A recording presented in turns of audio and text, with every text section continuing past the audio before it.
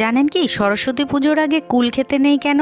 এর পেছনে থাকা পৌরাণিক এবং বৈজ্ঞানিক কারণ আজকে দুটোই জেনে নেব। গুরুজনেরা বলতেন সরস্বতী পুজোর আগে যদি কুল খেয়ে নিস তাহলে কিন্তু পরীক্ষায় ফেল করবি, মা সরস্বতী রাগ করবেন। সর্বপ্রথমে পৌরাণিক কারণটা জেনে নিই। মহাভারত লিখবেন বলে বেদব্যাসজি সরস্বতী দেবীর আরাধনায় বসেন, কারণ বিদ্যার দেবী সরস্বতী, তাহাকে সন্তুষ্ট করতে না পারলে লেখালেখির কাজ অসম্পূর্ণ থেকে যাবে।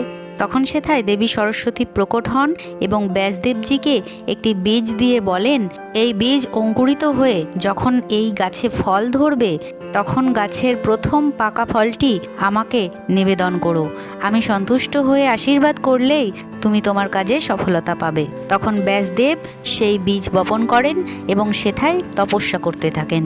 দীর্ঘ সময় অতিক্রান্ত হয়ে যাওয়ার পর সেই বীজ থেকে গাছ হয়, গাছে ফল ধরে এবং সেই পাকা ফল